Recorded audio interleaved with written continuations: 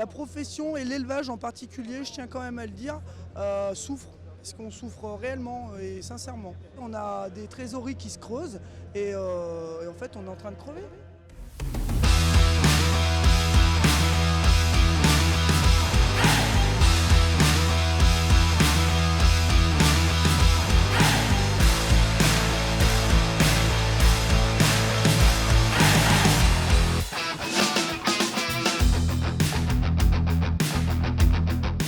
On se souvient du week-end d'ouverture de l'édition 2023 du Salon de l'Agriculture qui avait tourné à la Beuverie Générale. On s'en souvient d'autant plus que nul autre que Ricard Pernaut a installé des fontaines pour rappeler aux visiteurs que boire de l'eau au salon, c'est possible. Et on se souviendra également du week-end d'ouverture de cette édition 2024, la 60e de l'événement, pour d'autres raisons. Et c'est de ça dont on va parler dans cette émission. Le sujet n'est pas bien gai, mais on coupera le spleen avec notre émission Carbon Farming, en partenariat avec BASF. Alors enjoy autant que possible.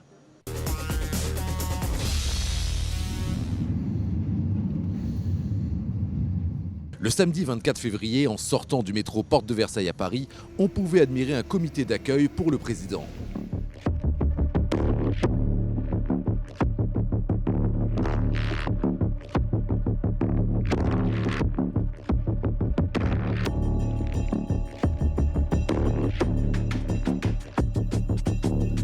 L'ambiance est tendue et le message plutôt clair.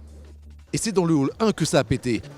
Oui, ce matin c'était vraiment particulier parce que l'invitation du chef de l'État d'inviter le soulèvement de la terre qui avait été dissous, enfin une tentative de dissolution par Gérald Darmanin et puis inviter ce groupuscule qui détruit nos exploitations agricoles et notre recherche française. Il y a eu une réelle incompréhension du monde agricole et ça a plus déclenché, on va dire, une mini-guerre à l'intérieur, quoi, voilà. Exposants et journalistes s'accumulent, bloqués devant les portes closes du parc des expositions qui ne veulent pas s'ouvrir. On poireaute et au bout d'une demi-heure, on nous demande de rejoindre une autre entrée, une qui ne passe pas à côté du hall 1 en clair. Enfin, après un tour au point presse où on nous dit de faire gaffe à notre matériel, c'est toujours rassurant, on descend dans le fameux hall 1 où tout se passe. Si les tensions sont calmées, l'atmosphère reste électrique dans ce hall particulièrement populaire dédié à l'élevage, qui en temps normal émerveille les familles et enfants venus caresser les vaches. Emmanuel Macron, il est en haut de ses escaliers, dans une salle de réunion, en train de discuter avec diverses délégations. C'est ce que vous avez vu à la télé. Mais nous, on est restés en bas, au milieu des agriculteurs, syndicats et journalistes, et de la sécurité qui, pour l'instant, ne veut laisser personne sortir du bâtiment. J'ai pas bien compris pourquoi d'ailleurs. Notre présence sur le salon aujourd'hui, c'est un petit peu une révolte par rapport à la façon dont on a été maltraité par le président. C'est-à-dire que nous, le débat, il n'y en a pas en ce moment.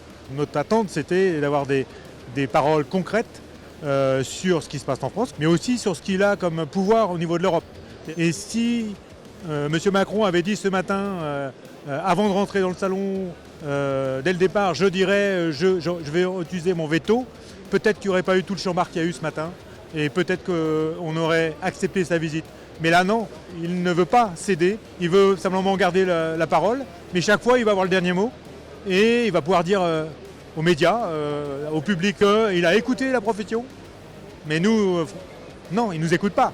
Nous, la profession, on voudrait que tous nos produits, que ce soit le lait, que ce soit la viande, soit au juste prix. Nos céréales, c'est pas avec un tiers de moins parce qu'on a importé de l'Ukraine des céréales qui ne sont pas avec nos normes et qui ne sont pas au même prix et qui en plus nous fait baisser les prix du cours. Voilà. On est révoltés, mais c'est parce que ça fait 30 ans que ça dure. Et qu'il n'y a pas que M. Macron, mais M. Macron est la goutte d'eau en trop. Dans un monde idéaliste, des aides-PAC, on n'en voudrait point. On voudrait vendre nos produits à leur juste prix pour vivre dignement. Donc idéalement, ce serait donc sortir de l'Europe, arrêter ces aides-PAC, fixer des prix supérieurs à nos coûts de production, parce qu'ils savent le faire, ça, calculer nos coûts de production, mais ils ne le font pas. Et vous savez pourquoi ils ne le font pas? Parce qu'ils ne veulent pas nous supprimer les aides-PAC. Et pourquoi ils ne veulent pas nous supprimer les aides-PAC? Pour pouvoir faire de nous des pantins, tout simplement. Mais parce que ça arrange d'autres personnes bien plus haut que nous et que je ne connais pas et que je connaîtrai sûrement jamais. Enfin voilà, enfin, c'est mon point de vue, hein. Après je ne sais pas si j'ai totalement tout juste.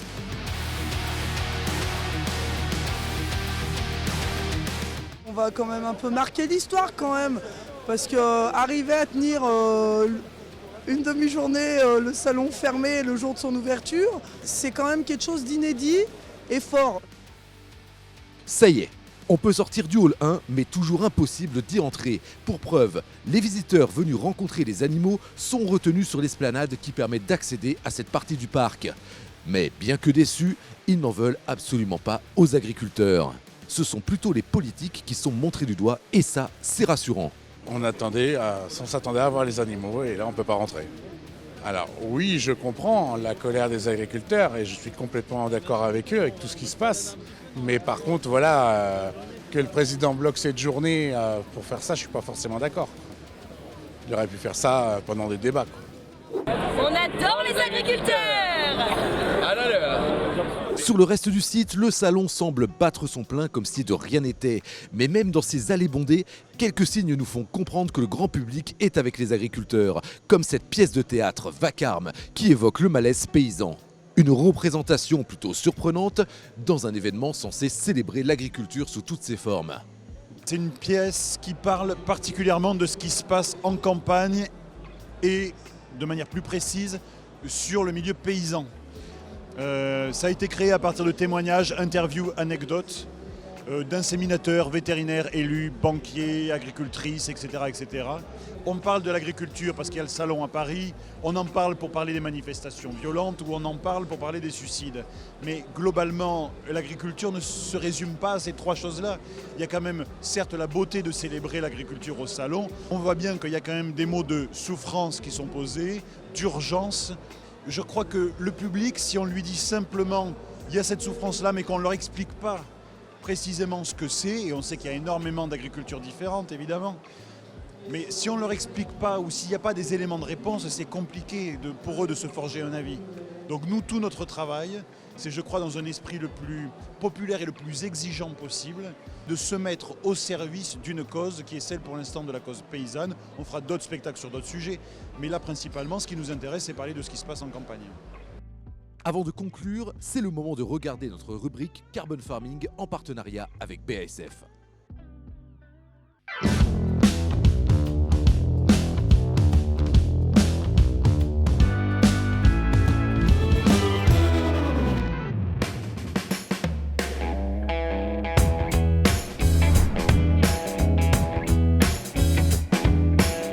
Les entreprises financent des projets de séquestration de carbone via l'achat de crédits carbone, sans obligation légale. Cela s'appelle le crédit carbone volontaire. Et récemment, un observatoire des crédits carbone volontaires a été lancé. Alors, quel est son objectif ? Cet observatoire des crédits carbone volontaires en Europe, en fait, nous semble indispensable chez Greenflex parce que, à la fois, l'Europe a décidé d'être le premier continent à atteindre la neutralité climatique en 2050. En même temps, les crédits carbone volontaires qui existent depuis plusieurs années font l'objet d'une grande défiance. Ils sont apparus plutôt à l'étranger avec un manque de traçabilité et de mesures, de vérification de leur réalité sur le terrain. C'est pourquoi l'observatoire est essentiel à nos yeux pour d'abord faire une photographie des crédits carbone volontaires en Europe, donc caractériser le marché, caractériser les acteurs qui le mettent en place et également comprendre les freins et les opportunités dans toute l'Europe à l'accélération de ces crédits carbone volontaires. Et quelles sont les parties prenantes de cet observatoire ? Cet observatoire, en fait, nous le lançons pour la Climate Agriculture Alliance qui réunit tous les acteurs de ce nouveau marché des crédits carbone volontaires en Europe. Ceux qui achètent les crédits carbone, ceux qui montent les projets, ceux qui en vérifient la traçabilité, ceux qui mesurent les résultats dans les sols. Ça regroupe aujourd'hui 19 entreprises dans 18 pays. Et ça concerne plus de 4 millions d'hectares et 4000 agriculteurs. Allez-vous partager les résultats de cet observatoire ? Donc les livrables consisteront en un rapport détaillé pour les membres de l'Alliance et une conférence de presse sera faite à visée plus large pour le grand public et pour les journalistes intéressés. Ces livrables consisteront donc à expliquer les acteurs du marché, les grandes données du marché, les volumes échangés, le nombre d'agriculteurs considérés, les méthodos considérés et le prix moyen des crédits carbone, le prix maxi, le prix mini. Et quelle est la prochaine étape? Cet observatoire nous semble essentiel car avoir un observatoire, ça permet d'instaurer une dynamique, de créer la confiance et d'élargir le nombre d'entreprises et d'acteurs qui viendront à l'Alliance pour dynamiser ce marché, le structurer puisqu'il est tout nouveau. Cet observatoire, c'est aussi ce qu'on fait avec l'ADEME, par exemple, chez Greenflex. Nous menons l'observatoire de la consommation responsable et nous observons, cela intéresse beaucoup aussi le grand public, donc ne pas rester en B2B, mais sensibiliser aussi les citoyens qui peuvent choisir de consommer des produits agricoles qui seront produits dans des territoires engagés sur ces actions climatique et environnementale d'une façon générale. Rendez-vous donc dans quelques mois pour les premiers résultats de cet observatoire. Quant à nous, on se retrouve très vite pour un nouvel épisode de Carbon Farming.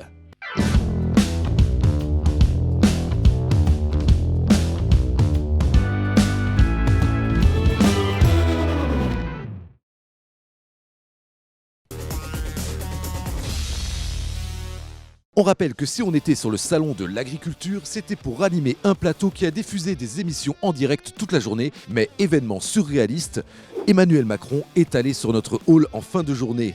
Résultat, une armée de CRS a blindé le hall qui s'est vidé de lui-même et on a terminé en faisant des émissions devant un public tout simplement inexistant. On a profité de l'occasion pour tirer un bilan de cette journée plutôt particulière. Le dialogue avec les agriculteurs, il a été franc de la part des agriculteurs, très direct, c'est ça qui est important aussi, parce qu'aujourd'hui, l'agriculture française, elle est à ras-le-sol, quoi. Et donc il faut qu'elle arrive à se relever et le combat va être très long et le travail très intense. Très sportif aussi parce que on s'est fait chahuter, ça a tapé aussi, voilà, mais dans les deux sens. Hein. Donc c'est une réelle expérience aussi parce que les agriculteurs aujourd'hui, il y a une vraie révolte et on ne veut plus se laisser faire, c'est fini. Donc aujourd'hui on tiendra le temps qu'il faudra. Je serais tenté de dire, je voudrais bien y croire. Mais aujourd'hui c'est encore une fois et le en même temps qui nous laisse perplexes par rapport à la parole présidentielle. Et ce qu'il en résulte après sur le terrain, sur nos exploitations. C'est sur ces bonnes paroles que se termine cette émission Power Boost. Et n'oubliez pas que vous pouvez regarder toutes nos émissions tirées du Salon de l'Agriculture et de notre plateau Le Show des grandes transitions de l'agriculture sur notre chaîne YouTube. Vous pouvez également nous suivre sur les réseaux sociaux. On se retrouve la semaine prochaine pour parler de choses un petit peu plus gaies. On espère. Ciao!